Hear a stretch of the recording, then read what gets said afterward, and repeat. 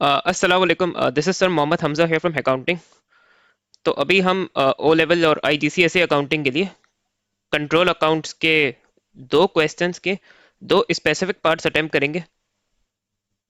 अब for instance ये जून 2021 paper 24 का क्वेश्चन वन है।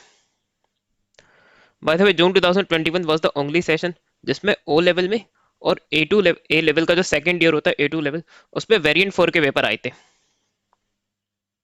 अब I don't know the exact reasoning behind this.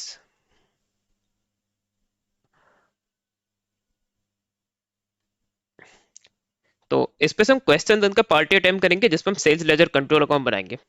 उसके बाद मैं एक और क्वेश्चन ओपन करूंगा, उस पे से हम परचेजेस लेजर कंट्रोल अकाउंट का पार्ट अटेम्प्ट करेंगे क्योंकि इसमें गिवन नहीं है परचेजेस लेजर कंट्रोल अकाउंट के लिए सफिशिएंट इन्फॉर्मेशन, वरना मैं इसी में प्रिपेयर कर देता। So the following information has been extracted from the books of Sunita for the month of August 2020। तो सेल्स लेजर के डेबिट बैलेंसेस भी दिए हुए हैं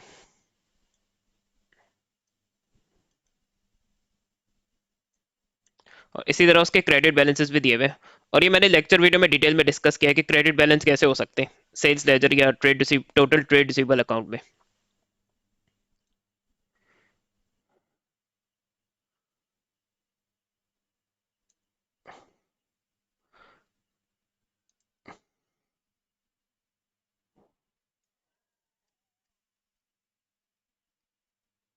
और सेल्स लेजर कंट्रोल अकाउंट आपका टोटल ट्रेड रिसीवेबल का अकाउंट होता है।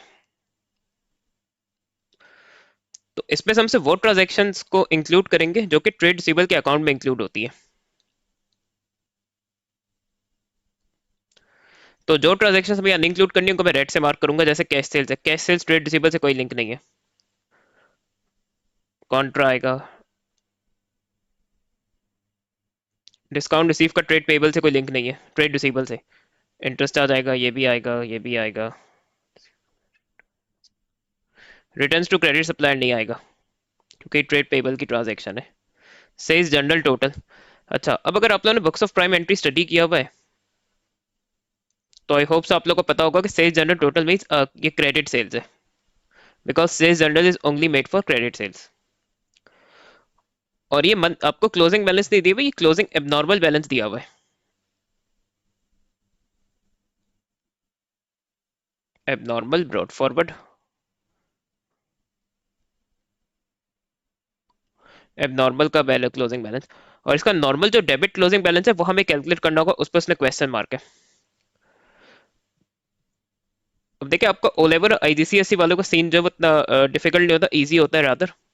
अगर आपने कंट्रोल अकाउंट के एंट्रीज को टी अकाउंट फॉर्मेट को सही से स्टडी किया हुआ है और सिर्फ आपको ये पता है कि जैसे सेल्स लेजर कंट्रोल अकाउंट में कौन सी ट्रांजेक्शन डेबिट साइड में आएंगी और कौन सी ट्रांजेक्शन क्रेडिट साइड में आएंगी, तो आप लोग के लिए स्ट्रेट अवे सब इंफॉर्मेशन गिवन होती है।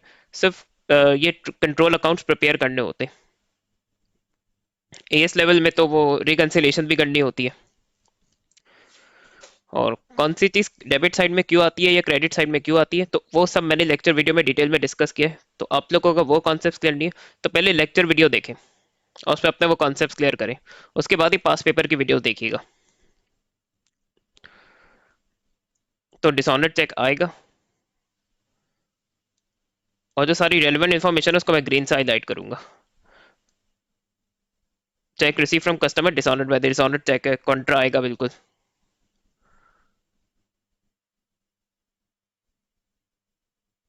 डिस्काउंट अलाउड रेलिवेंट है।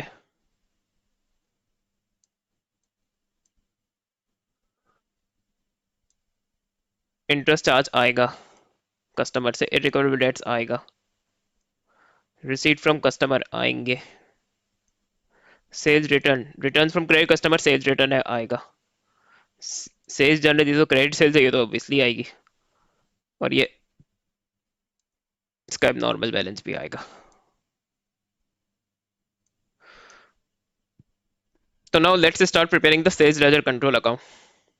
अब क्योंकि मैं डार्क मोड प्रेफर करता हूँ और वन नोट थोड़ा सा ये पीडीएफ का साइज श्रिंक कर देता है, तो इसीलिए इसको मैं सेपरेटली यहाँ ड्रॉ करूंगा।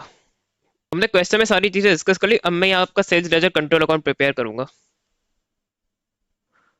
और डेट्स उसने हॉट डेट का कॉलम दिया, इसलिए मैंने भी डेट्स को यहाँ इंकॉर्पोरेट किया है। तो पहले मैंने ये ओपनिंग बैलेंसेस ऑलरेडी मेंशन कर लिए।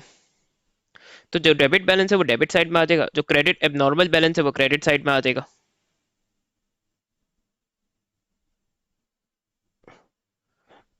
अच्छा, अब देखिए बाकी ट्रांजेक्शन्स के लिए उसने डेट नहीं बताई है। ओपनिंग बैलेंसेस तो ऑब्वियसली अगस्त 1 के होंगे, और अगस्त के हमें यहाँ कंट्रोल अकाउंट बनाना है। और बाकी ट्रांजेक्शन्स जो है वो टोटल्स हैं जो यहाँ यूज होंगे। तो उसके साथ हम मंथ एंड की डेट एज्यूम करेंगे जो कि अगस्त 31 है। तो सबसे पहले इसने डिसऑनेट चेक दिया हुआ है, ये यहाँ डेबिट होगा। अब स्टूडेंट मिस्टेक क्या करेंगे कि यहाँ इस ये जो दोनों साइड्स पे जो सेकंड सब कॉलम है ना, ये इसका डिटेल्स का सब कॉलम होता है। इसमें ट्रांजैक्शन का डिस्क्रिप्शन नहीं लिखने का, उसमें हो क्या रहा है। यहाँ आपको अकाउंट का नाम लिखना है, और वो किस तरह लिखना है। जो डिसऑनर चेक है वो यहाँ एसएलसीए में ट्रेड रिसीवेबल में डेबिट होगा, और बैंक अकाउंट में क्रेडिट होता है। तो जो यहाँ आप डेबिट कर रहे हैं, इसके साथ आप उस अकाउंट का नाम लिखेंगे जहाँ ये सेम 88 क्रेडिट किया जाएगा, तो वो बैंक अकाउंट है। तो आपको यहाँ बैंक का रेफरेंस देना है, डिसऑनर चेक नहीं लिखना है। और टी अकाउंट्स में इस चीज को लेके एग्जामिनर की मार्किंग स्ट्रिक्ट और एक्सपेक्टेशन ज्यादा है, तो इसमें केयरफुल रहना है। मेजोरिटी स्टूडेंट्स बहुत मिस्टेक्स कर रहे होते हैं टी अकाउंट्स में।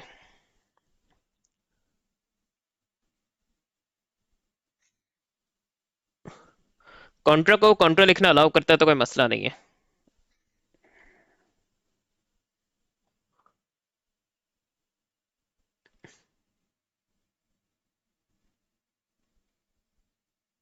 फिर डिस्काउंट अलाउड यहाँ क्रेडिट होगा, और डिस्काउंट अलाउड अपने अकाउंट में डेबिट होता है, तो इसलिए हमें डिस्काउंट अलाउड लिखूंगा।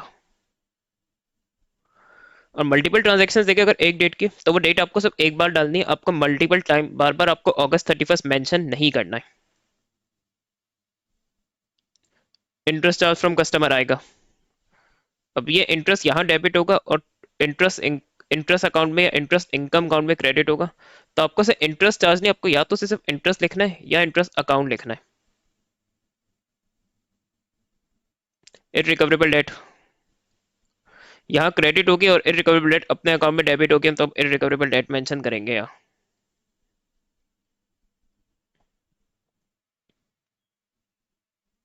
रिसीट फ्रॉम कस्टमर, इस पे भी स्टूडेंट रिसीट फ्रॉम कस्टमर लिख देते। ये यहाँ ट्रेड रिसीबल या एसएलसी में क्रेडिट होगी और बैंक अकाउंट में डेबिट होती है, तो आपको प्लीज बैंक मेंशन करना है यहाँ। सेल्स रिटर्न यहाँ क्रेडिट होता है और अपने अकाउंट में डेबिट होता है, तो हम सेल्स रिटर्न का रेफरेंस देंगे। तो ये अपोजिट में आपको ये नैरेटिव्स या क्रॉस रेफरेंसिंग करनी होती है टी अकाउंट्स में।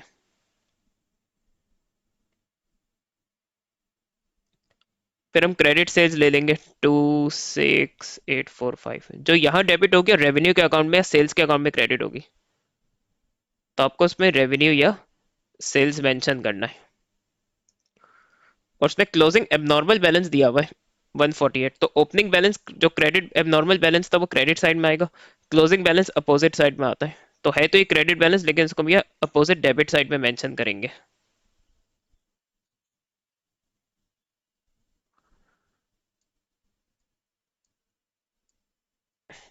अब वैल्यूज में वेरीफाई कर लूँ, उसके बाद फिर हम इसका balance normal debit balance calculate करेंगे। अच्छा, another thing I would like to discuss इस के उसने देखिए इन बैलेंसेस को 1 सितंबर 2020 रेफर किया है, और अकाउंटिंग हम यहाँ अगस्त की कर रहे हैं। तो देखिए जो सितंबर का क्लोजिंग ओपनिंग बैलेंस है वो अगस्त का क्लोजिंग बैलेंस होगा, जैसे दिसंबर का क्लोजिंग जनवरी का ओपनिंग होगा। तो एट टाइम्स ये इस तरह भी आपको कम्युनिकेट करेगा। तो इसके लिए थोड़ी आपकी अंडरस्टैंडिंग अच्छी होनी चाहिए, and you should read the question carefully to understand this. तो एक तरह से सितंबर का ओपनिंग है, लेकिन ये अगस्त का क्लोजिंग होगा।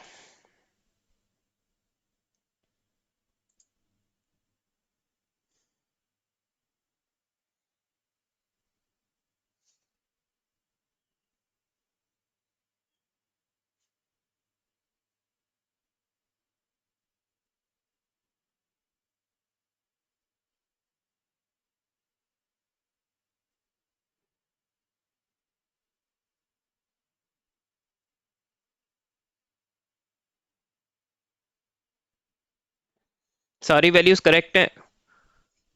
अच्छा, ये जो मैंने दोनों डेबिट और क्रेडिट साइड में थ्री थ्री लाइंस बनाई हैं, तो इसमें आपको दो जो बिगर साइड है ना, उसका टोटल आपको ये दोनों साइड में मेंशन करना होता है। This is known as footing.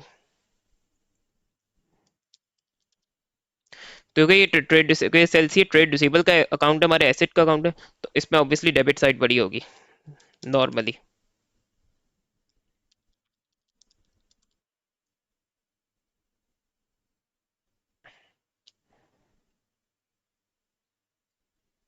तो 65646, 65646। अब ये डेबिट साइड के टोटल में से हम क्रेडिट साइड को टोटल माइनस करेंगे तो हमारा बैलेंस शीट ही आ जाएगा।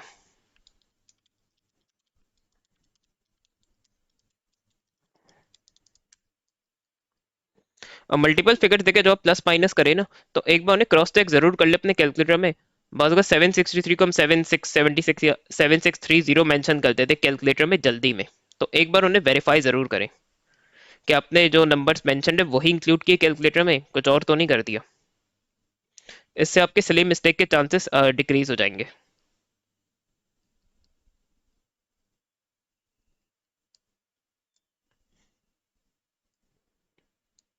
तो ये हमारा बैलेंस शीट ही आ गया, डेबिट बैलेंस। और क्योंकि क्लोजिंग बैलेंस है तो ये अपोजिट साइड में मेंशन होगा। इसका पर्पस ये होता है कि दोनों साइड्स बैलेंस, लेसर साइड में बैलेंस शीट को मेंशन करेंगे तो दोनों साइड्स इक्वल हो जाएंगी। और यहाँ तो चले वो कह रहा है कि आपको जो क्लोजिंग बैलेंसेस अगस्त के उनको एज ओपनिंग दिखाना है 1 सितंबर को। ऑब्वियसली अगस्त का क्लोजिंग सितंबर को ओपनिंग होगा। ये ना भी कहे तो भी आपको ये करना है। और इसके आपके मार्क्स होते हैं। और यहाँ तो दो बैलेंसेस है तो आपके दो मार्क्स होंगे। तो अगस्त के बाद सितंबर होता है।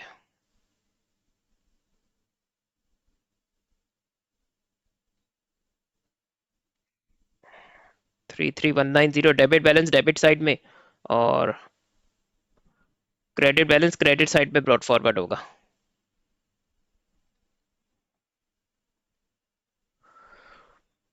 तो अब आप लोग पॉज करके चाहें तो, या इसका नोट उसको कॉपी कर सकते हैं या नोट डाउन कर सकते हैं या स्क्रीनशॉट ले लें, जो भी आप लोग को कन्वीनियंट लगे। अब हम इसकी मार्क्स स्कीम और एग्जामिनर रिपोर्ट भी देखेंगे, so that you guys can have an idea that what examiner expects from you the candidates, especially regarding T accounts. Because in T accounts, students usually think that whatever they are doing, they are doing the T accounts correctly. But when you will take a look at the mark scheme in examiner report, you will be surprised to know that many of the students aren't often attempting T accounts in the way in which the examiner wants the candidates to attempt the T accounts or ledger accounts, you can say.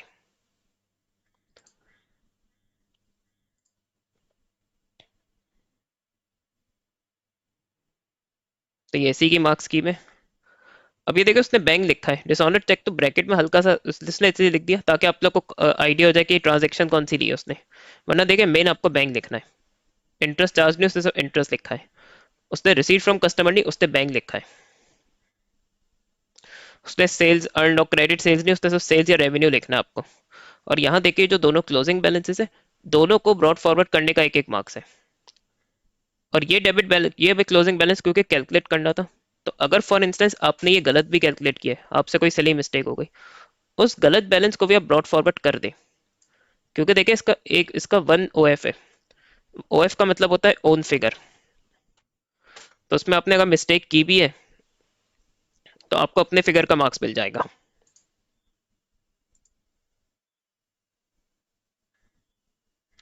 State one purpose of preparing a sales ledger control account. एक जो सबसे easy purpose है, provides total trade receivables figure.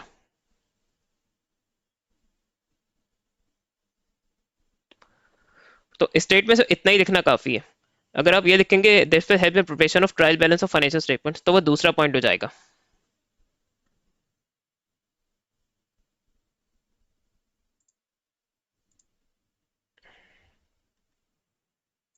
Let's have a look at the examiner report as well. क्योंकि सबसे जो अच्छा reality checkup आप लोग को इसी से मिलेगा। क्योंकि टी अकाउंट्स को यूजुअली स्टूडेंट्स बहुत लाइटली लेते हैं।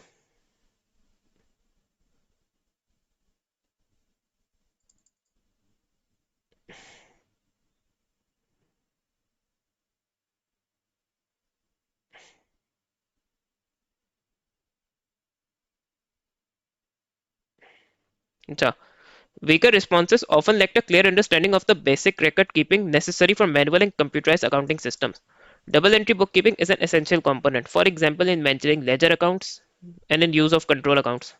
A firm grounding in this area of syllabus strengthens the ability of candidates to produce and apply the financial statements referred of previous.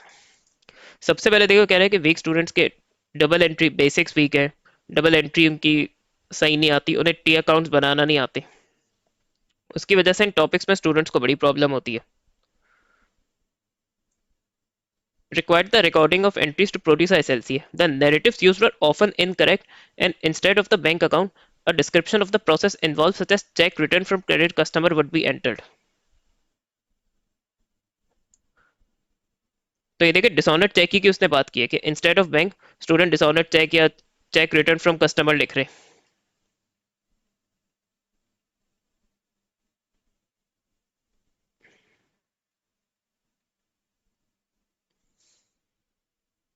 In many cases, a correct debit or credit identified, but in every meaning expresses D all for discount allowed was not, और abbreviations please use ना करें, पूरा discount allowed mention करना है। A common error was to include extraneous items within the account. It means wrong or unessential items. These are the accounting entries that do not appear in the control accounts, such as cash sales. And this will corrupt the closing balance on the account, which is primarily used to check the total balances of the sales account, sales ledger accounts. अन्य cash sales unnecessarily ले लिया। अगर आप लोग को cash sales की entry भी पता हो ना, तो उससे भी आप लोग को क्लियर हो जाएगा कि वो यहाँ एसएलसी में ट्रेड रिसीवेबल में नहीं एंटर होगा।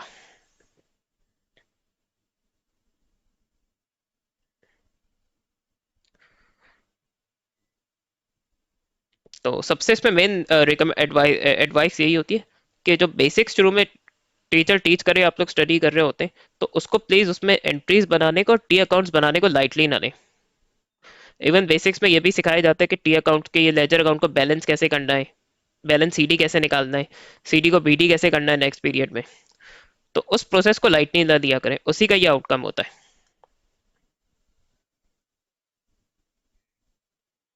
अब मैं इसी तरह एक दूसरे क्वेश्चन से एक पार्ट करूंगा परचेजेस लेजर कंट्रोल अकाउंट का, तो आप लोग को वो भी क्लियर हो जाएगा।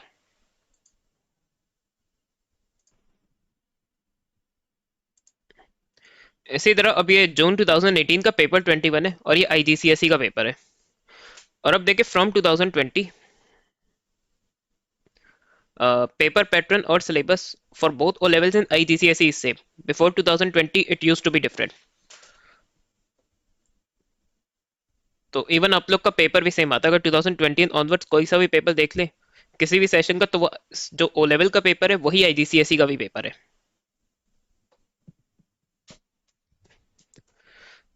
तो इससे हम क्वेश्चन वन से एक स्पेसिफिक पार्ट करेंगे सिर्फ परचेसेस लेजर कंट्रोल अकाउंट के लिए, क्योंकि उसमें उसकी इन्फॉर्मेशन गिवन है।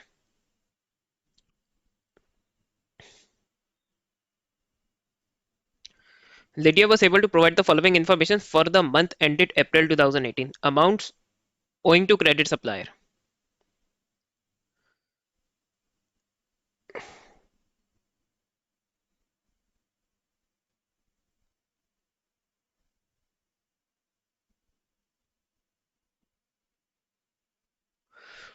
तो देखिए ट्रेड पेबल का या परचेसेस लेजर कंट्रोल अकाउंट का बैलेंस ये रिप्रेजेंट करता है amount which needs to be paid to the credit suppliers. अब totals for the month, credit purchases हम लेंगे, रिटर्न्स टू क्रेडिट सप्लायर हम लेंगे। अच्छा, डिस्काउंट रिसीव रेलेवेंट होगा, कॉन्ट्रा एंट्री दोनों में ही आती है, और carriage charge by credit supplier.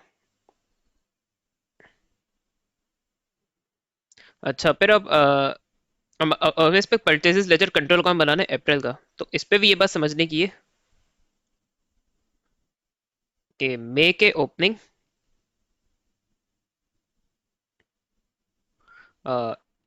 अप्रैल के क्लोजिंग।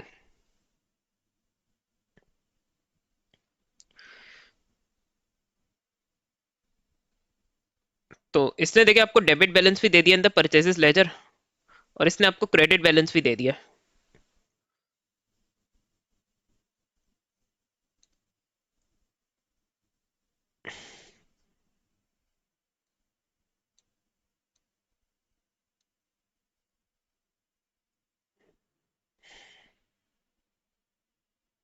तो इसमें एक्चुअली इसने क्लोजिंग बैलेंसेस दे दिए।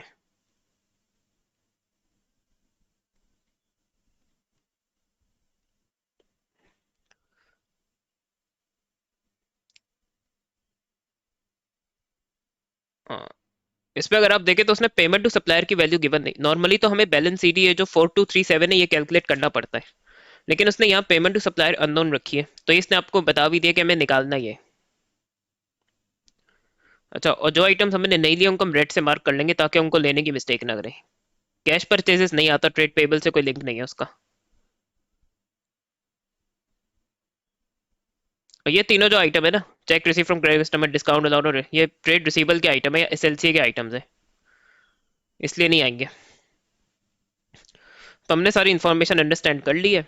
और अब ट्रेड पीएलसी में ट्रेड पेबल में कौन सी ट्रांजैक्शन क्रेडिट साइड में आती है और कौन सी ट्रांजैक्शन डेबिट साइड में आती है और क्यों आती है, तो वो मैंने लेक्चर वीडियो में एक्सप्लेन किया है, वो आप फिर वहां से जाके देख सकते हैं। यहाँ मैं सिर्फ अकाउंट प्रिपेयर करूंगा। तो ऑब्वियसली जो चीज़ें मैं लेक्चर वीडियो में एक्सप्लेन कर चुका हूँ, तो उनको मैं दोबारा एक्सप्लेन करने में टाइम वेस्ट नहीं करूंगा। यहाँ मेन पर्पस पास पेपर अटेम्प्ट करना है।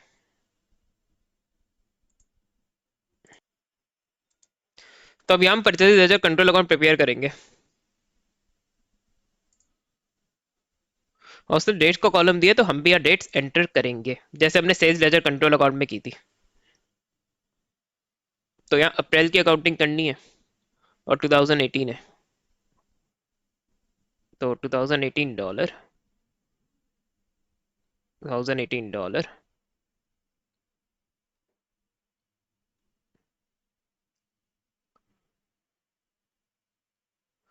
तो इसमें ओपनिंग बैलेंस है, क्रेडिट बैलेंस जो है वो amount owing to credit suppliers 4215। अभी ओपनिंग इसमें नॉर्मल बैलेंस नहीं, वो क्लोजिंग बैलेंस है, तो हम उसको अकॉर्डिंगली ट्रीट करेंगे। क्रेडिट परचेजेस हम दे देंगे 4855। अब इसके साथ स्टूडेंट्स क्या मिस्टेक करते हैं कि वो क्रेडिट परचेजेस लिख देते हैं, नहीं, आपको सिर्फ आपको सिर्फ परचेजेस मेंशन करना है, क्योंकि वो यहाँ ट्रेड पेबल या पीएलसी में क्रेडिट होती है क्रेडिट परचेजेस, और परचेजेस के अकाउंट में डेबिट होती है। तो आपको परचेजेस अकाउंट या परचेजेस मेंशन करना है सिर्फ। फिर उसने परचेज रिटर्न भी दी हुई है। अच्छा, अब बाकी ट्रांजेक्शन्स के लिए कोई डेट नहीं दी है, तो हम उसके लिए अप्रैल 30 बल्कि उसने खुद ही बता दिया।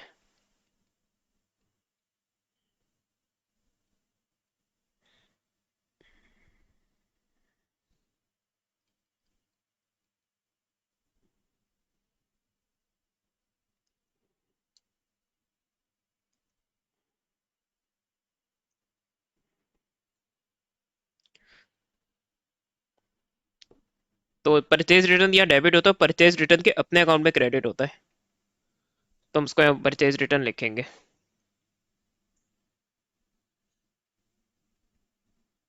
डिस्काउंट रिसीव यहाँ डेबिट होता है और अपने अकाउंट में क्रेडिट होता है, तो हम डिस्काउंट रिसीव का रेफरेंस देंगे यहाँ।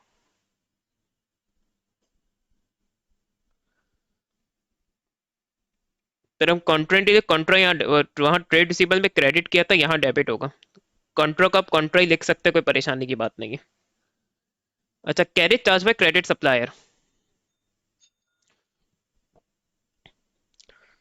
तो सप्लायर ने हमसे डिलीवरी चार्जेस लिए, तो उसने हमें गुड्स डिलीवर किए सप्लायर ने।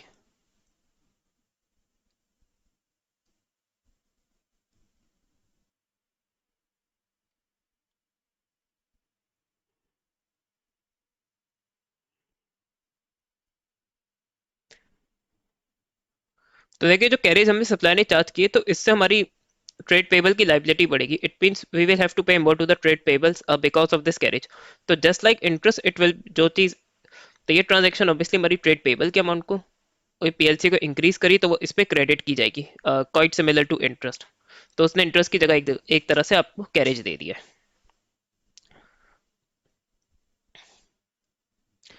तो ये यहाँ डेबिट होगा।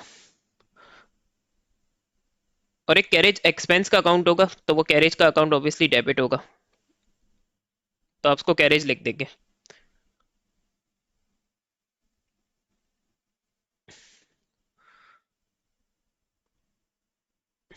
और उसने हमें एबनॉर्मल क्रेडिट बैलेंस दिया है, डेबिट बैलेंस दिया है। तो अगर ओपनिंग बैलेंस होता तो डेबिट साइड में आता, अब ये क्लोजिंग है तो ये यहाँ अपोजिट क्रेडिट साइड में आएगा। तो दिस इज 100। और थोड़ी सी जगह हम पेमेंट टू सप्लायर के लिए छोड़ेंगे, तो हमें उसने जो नॉर्मल क्रेडिट बैलेंस है जो यूजुअली हमें कैलकुलेट करना होता है वो भी यहाँ से प्रोवाइड किया हुआ है। So that is 4237।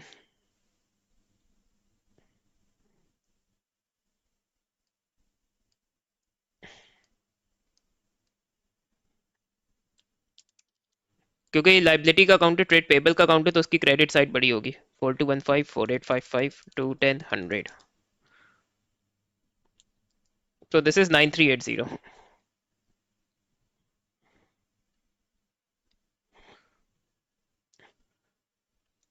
113 95 250 423।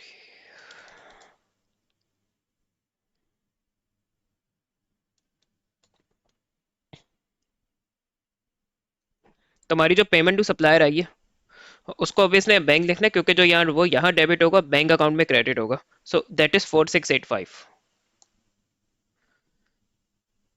ये भी मैं मेंशन कर देता हूँ कि 4685 आया कैसे। इज इक्वल टू, जो क्रेडिट साइड का टोटल है वो 9380 है, और उस पे से फिर मैंने 113 माइनस किया, 95 सब्ट्रैक्ट किया, 250 और 4237।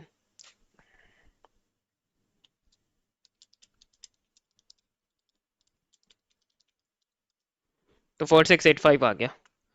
अभी दोनों क्लोजिंग बैलेंसेस को हम ब्रॉड फॉरवर्ड करेंगे मई में, उसने कहा भी है।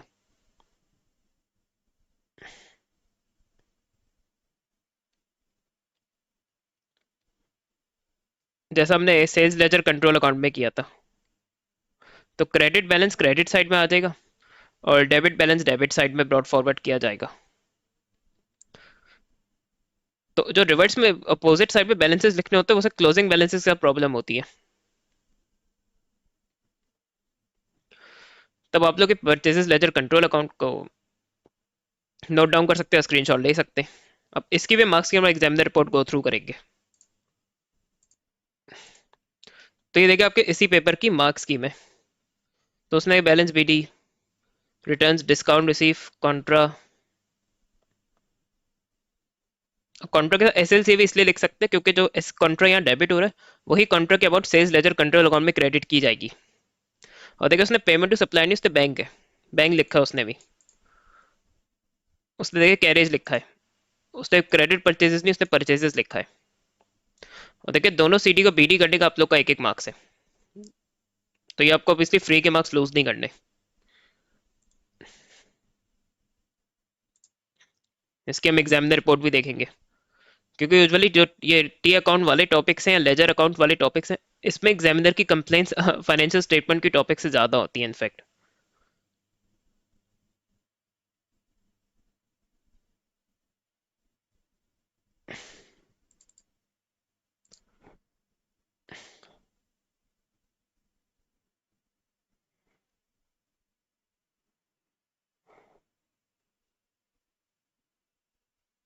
अच्छा, इन एनी फाइनेंशियल स्टेटमेंट और ledger account attention must be given to the wording as well as the figure.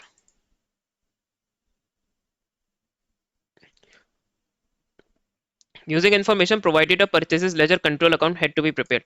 A missing figure represented the amount paid to credit suppliers had to be inserted. This question presented very few problems for the more able candidates. A number of candidates included extraneous items such as cash purchases and items related to trade receivables. Some items were incorrectly identified, such as carriage inwards incorrectly described as carriage outwards.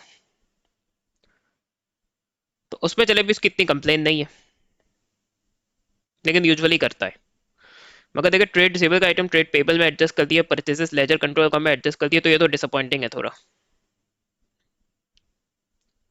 अच्छा, मैंने कहा था ना कि abnormal balances के reason ही पूछ रहा होता है, तो चलिए ये भी अटेम्प्ट कर लेते।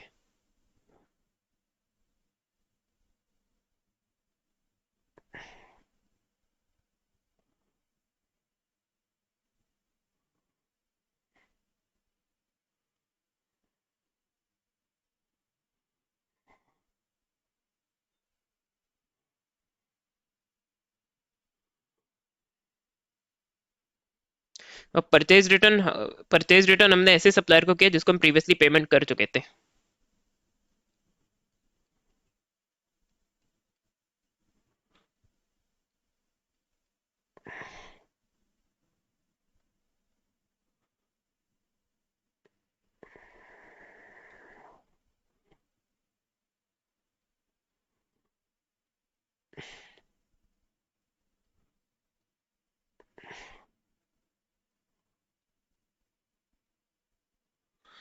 या तो हमने परचेज रिटर्न ऐसे गुड्स का किया है जो कि हम प्रीवियसली पे कर चुके थे और अभी तक हमने रिफंड रिसीव नहीं किया।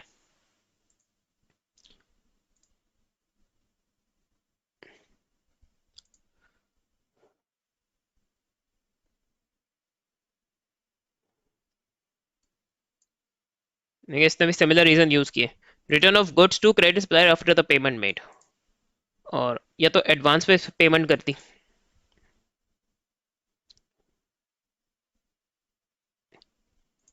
तो आई होप सो आप लोग को ये सेल्स लेजर कंट्रोल अकाउंट कैसे अटेम्प्ट करना है ओ लेवल या आईजीसीएसई में, और परचेसेस लेजर कंट्रोल अकाउंट कैसे अटेम्प्ट करना है ये आप लोग को क्लियर हुआ होगा।